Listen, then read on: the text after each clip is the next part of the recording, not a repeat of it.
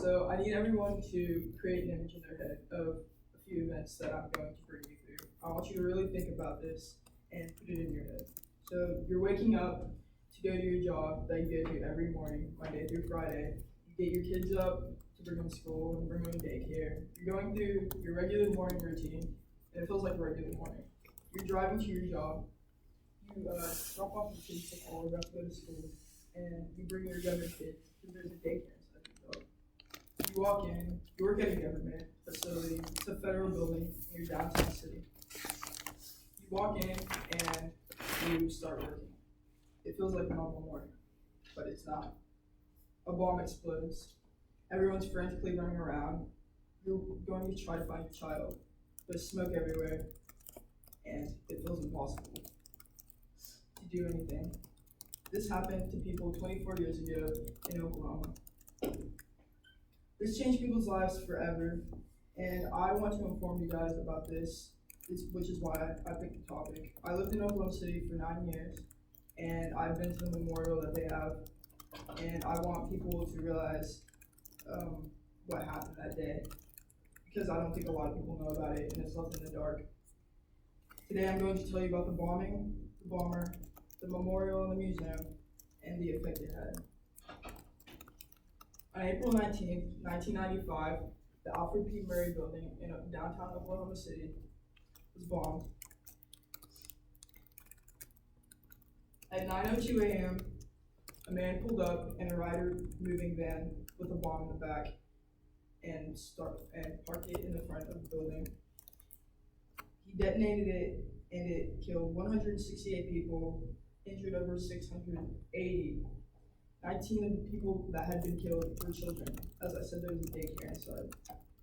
1/3 of the building was destroyed, and 300 surrounding buildings were damaged.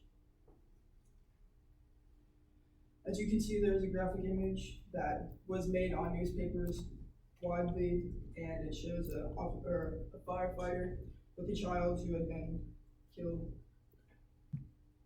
And you can see the damage that had on other buildings. It blew out windows, took out sides of other buildings that surrounded it. That's how large the explosion was.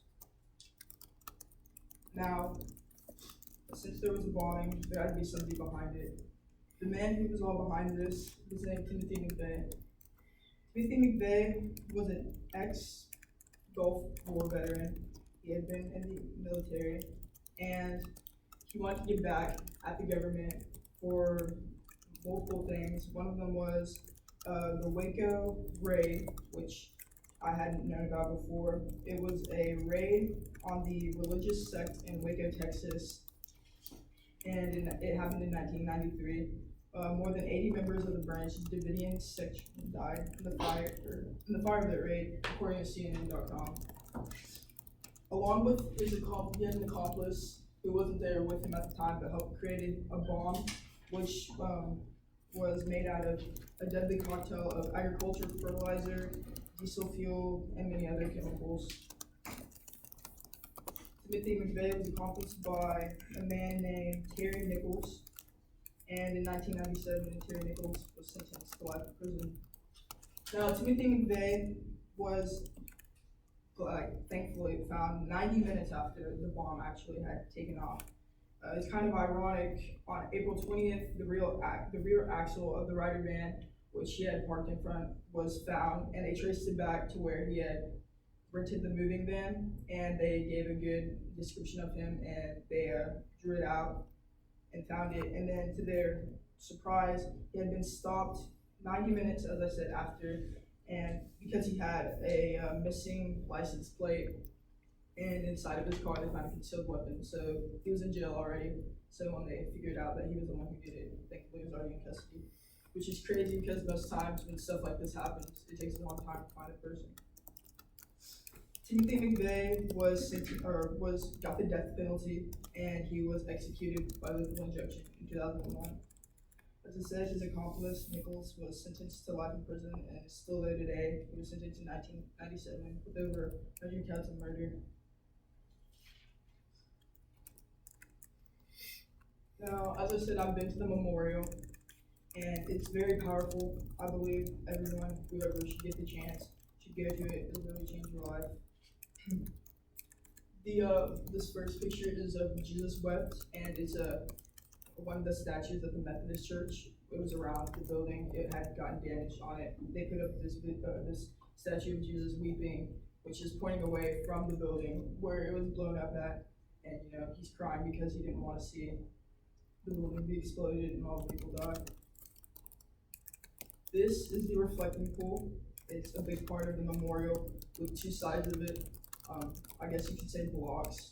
One side has the time 902, which where this when the building exploded, and the other side is 903, which is one after it all dismayed. On the entrance of the first block, it states, "We come to remember those who were killed, those who survived, and those changed forever. May all who leave here know the impact of violence.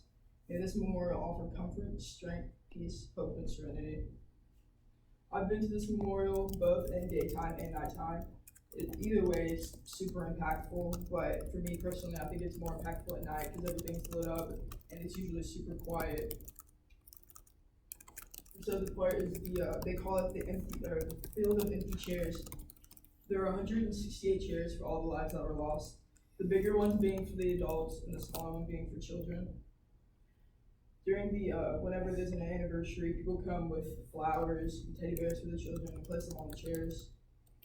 Also not pictured, there's a giant fence around the memorial with locks, blankets, anything that were recovered from the people or people's families had brought and put on the gates all the way from 1995 until now. And it's covered with things. And there's also a giant oak tree in the middle of where the bomb exploded. They call it the surviving tree because it was one of the only trees that survived around where the explosion. It was a 100-year-old tree and it's still standing there to this day. Along with the memorial is the museum. I haven't personally ever been to the museum, but I've had a lot of family members who have. It's the Oklahoma City National Museum, and inside it's super impactful. There's multiple levels you can go through, going through the events of what happened to the day, and accounts of people who survived, and accounts of people who lost family members that day. Inside there's just things that were recovered, blown up items that people recovered from it.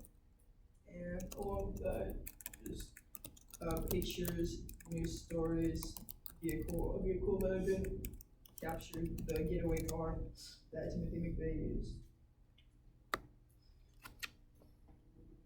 The memorial and the bombing are two things that are near and dear to me just because I lived in Oklahoma City, and I believe that people should realize how much of an effect it had on the people of Oklahoma City and around the world. 12,000 people around the United States of America came to help tear down the building and rebuild and help with the memorial and help with people who have lost their lives and their families with them. So today I hope you learned about the bomber memorial and museum, and that if you already knew about it, you retained more information, but if not, learn about it and that you can tell others.